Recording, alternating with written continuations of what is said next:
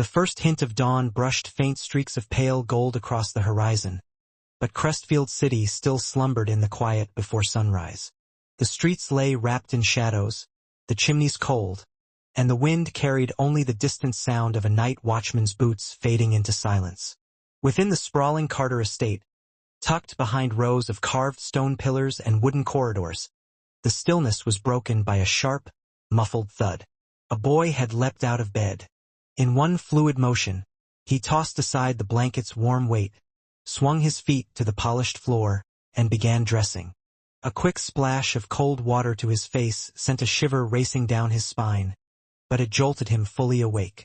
Every movement, shirt pulled over his shoulders, belt buckled, hair brushed back, was performed with the precision of someone who had done this 1,000 times before. The rest of the Carter household still slept. Many of the outer hall apprentices had no reason to rise so early. Even the servants, save for the night guards, were curled under their quilts, safe from the morning chill. Ethan Carter, barely 14, stood in the dim light of his small room.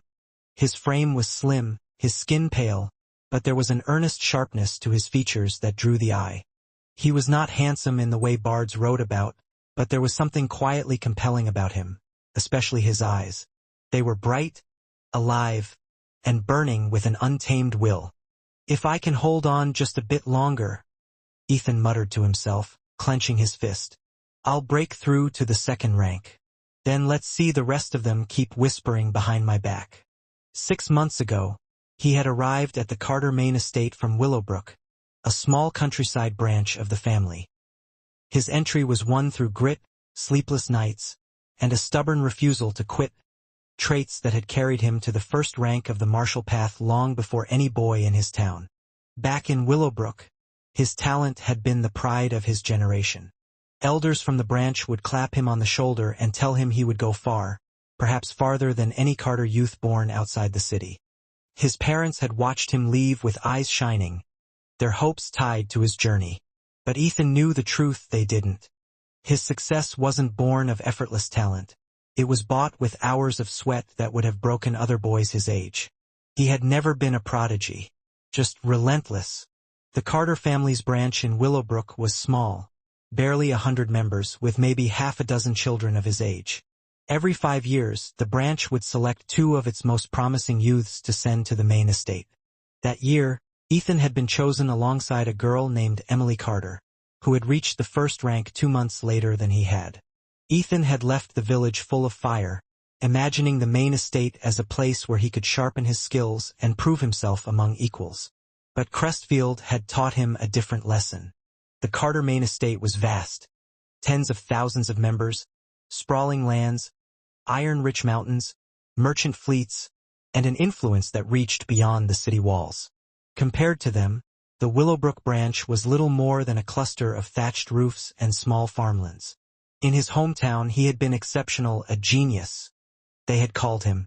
Here, in the main estate, he was nobody, an outer disciple, a small name in a book of thousands. Ethan had barely stepped foot into the Carter estate before reality hit him like a winter tide. Back in Willowbrook, reaching the first rank had been an achievement people toasted to at village feasts. Here, among the youth of the main family, it was little more than a footnote. Dozens of boys and girls his age had already advanced to the second rank. A handful of them, he had heard in hushed, almost reverent whispers, had climbed all the way to the third rank. And then there were the prodigies. Rumors floated through the training halls about a select few who had already attained the fourth rank of the martial path before their 15th year. To Ethan, such numbers had felt almost mythical back home. Here they were just real.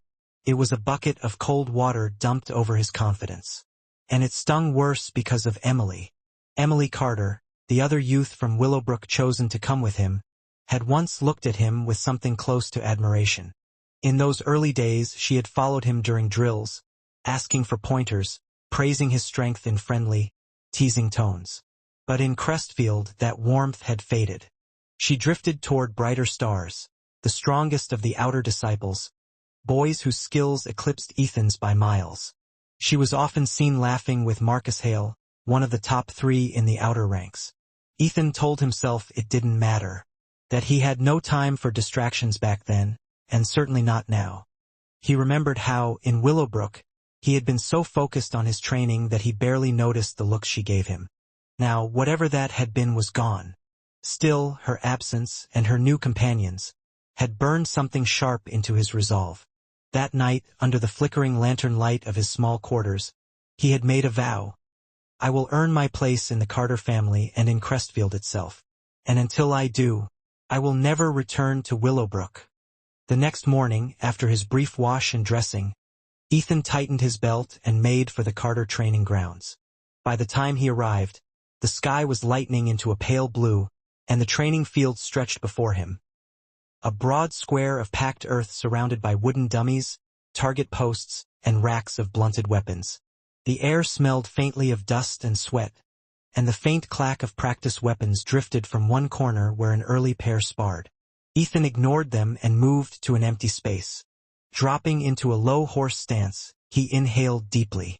The cold air seared his lungs. Then, ha! His fists drove forward, cutting through the air with a faint whistle. The flame hammer fist. It was one of the Carter family's oldest basic forms, a sequence of heavy, driving strikes meant to temper the body and fortify one's blood and chi. Among the city's martial styles it was humble, nothing flashy, no secret killing moves, but Ethan practiced it as though it were the key to his survival. His punches rolled from one into the next with a rhythm as steady as a drumbeat, each strike rooted in his legs, each breath synchronized with motion. In the wider world, martial techniques were graded basic, low, middle, high, and peak. Basic styles like this one were common starting points for young disciples, designed for endurance and foundation building rather than battlefield dominance. Still, Ethan knew his place. As a branch-born disciple without notable talent, he was unlikely to touch the higher-tier forms anytime soon. What he would do was perfect what he had. Sweat poured down his temples as his strikes quickened. The cold morning air was gone from his lungs, replaced by fire. His breath grew ragged, his muscles burned, but his eyes remained locked forward. Just a little longer. He had been standing on the edge of the second rank for weeks now, hovering at the peak of the first. That breakthrough still eluded him, but he would not stop pressing against that invisible wall. When his final strike landed with a dull thump against the empty air, he stayed in his stance, panting, his fists trembling slightly. His tunic was soaked through, his breath visible in the cool dawn. And yet, despite the ache, there was the faintest spark of satisfaction in his chest. Tomorrow he would do it again. And the day after that. Ethan's talent wasn't lacking. He had proven that much time and again. But the gap between him and the main family disciples was not just skill. It was the difference of resources. The Carters were wealthy beyond measure. Their coffers held rare elixirs and cultivation aids that accelerated their progress in the martial path, shortening years of effort into months. Some of the elite young disciples had used these precious resources to break through to the first rank before even turning 10, gaining an early advantage that was nearly impossible to overcome. Ethan, coming from a humble branch with limited means, had started the race far behind them. Half an hour later, the sun crept higher, burning away the morning mist and flooding the training grounds with warm light. The wide expanse of the practice field buzzed with energy as more and more Carter disciples arrived, their voices blending into a chorus of laughter, challenge, and occasional taunts. When some of the main family youths spotted Ethan, their smiles vanished. Their eyes narrowed, flicking disdainfully in his direction, as if his very presence was an insult. It wasn't personal. The main family disciples had long held a quiet, but palpable xenophobia toward the branch family youths. In their eyes, those born outside the city estate were little more than insects trying to crawl onto a throne they had no right to claim. Ethan's heart tightened as he felt the cold weight of their judgment settle on his shoulders. He barely had time to collect his thoughts before a sharp whistle of wind sliced through the air behind him. "Hey, little runt! Stop right there!" A heavy slap landed on his shoulder like a hammer strike. Ethan staggered, nearly losing his footing, but his hard-won balance kept him upright. The newcomer was a broad-shouldered youth draped in black, his thick eyebrows knitted over fierce eyes that gleamed with mischief and cruelty. "Zane Carter," Ethan muttered under his breath. The name alone stirred a surge of anger and resentment. Since his arrival, Zane had made it his mission to make Ethan's life miserable. It had begun with insults, deriding Ethan and others from the branches as weak and unworthy, but quickly escalated into open challenges and public humiliations. "Zane, what do you want?" Ethan demanded, his voice steady despite the tight knot forming in his chest. Zane smirked, the kind of smile that promised trouble. "With your strength, if you can't put down this branch kid in 10 moves, I'm going to be bored," he taunted loudly, drawing a few snickers from nearby disciples. 10 moves? Another voice joined in. Zane was well known for his cultivation at the peak of the second rank, a full stage ahead of Ethan. "I'd say 3 moves is more than enough to end this," said a third, a lanky boy with sharp features, folding his arms smugly. "3 moves, huh?" Another challenged. "Don't underestimate him. It won't be that easy." The gathering crowd buzzed with anticipation. Ethan met Zane's gaze without flinching. This was more than a fight, it was a declaration. If he was going to earn his place, he would have to face these challenges head-on. The crowd gathered around the training grounds buzzed with excitement, like spectators waiting for a gladiators match. Many of the Carter Main family disciples thrived on such chaos. They reveled in watching others fall, especially branch-born youths like Ethan. 3 moves? Ha! Zane threw his head back in a mocking laugh, his voice loud and full of disdain. "You all underestimate me," he sneered, fixing his cold eyes on Ethan. "I only need 1 move to finish this runt." The words hit like a slap. The assembled disciples gasped and murmured in surprise. 1 move. Ethan's brows twitched involuntarily, and his face darkened. Anger flared hot in his chest. The gap between him and Zane was clear. Zane had reached the peak of the second rank, 1 full stage ahead. 3 moves might be believable for a victory. Even 5 or 6 might not be impossible. But 1 move? That was more than an insult. It was a challenge to Ethan's very existence. Zane's eyes gleamed with cruel satisfaction as he awaited Ethan's response, clearly expecting submission. But Ethan took a deep breath and forced calm into his voice. "I'm not falling for your tricks." He stepped back, his stance steady and unyielding. "Even if I can survive 1 move from you, I'll still be humiliated." His words hung in the air, steady and resolute. 6 months under the harsh eyes of the Carter estate had taught him endurance and patience. Losses had been many, but each had carved a deeper resolve within him. "Today's training's been rough. I'm gonna rest for a few days. We'll spar again when I'm ready." Without another word, Ethan turned and walked away, his expression unreadable. For a moment, the crowd was stunned into silence. Then, Zane's lips curled into a sly, dangerous smile. "Good kid," he called after him, voice dripping with venom. "I'll let you off this time, but don't forget the 1 move pact next time we meet." The phrase hung ominously in the air. Ethan's heart skipped a beat. The 1 move pact wasn't just bravado. It was a declaration of ongoing rivalry, a challenge to settle the score on brutal terms. He knew Zane wouldn't let this rest. "I need to break through to the second rank as soon as possible," Ethan thought, determination blazing anew. "Only then can I stand a chance against him." Later, as Ethan walked home through the winding paths of the estate, his thoughts drifted to his family back in Willowbrook. Since Ethan had entered the main Carter family, his parents had been brought into the fold as well, an honor that should have filled them with pride. But Ethan felt only shame. His struggles, his failures, his low status, they had cast a shadow on his family's name. The expectations of the elders in Willowbrook, once so bright and hopeful, now weighed heavy on his shoulders. He clenched his fists. He would not disappoint them any longer. "You're back." A calm, slightly weathered man stepped out from the sitting room. It was Ethan's father, Robert Carter. "Ethan, come eat." From the kitchen, his mother, Margaret, appeared, her face soft with motherly warmth as she carried a steaming plate.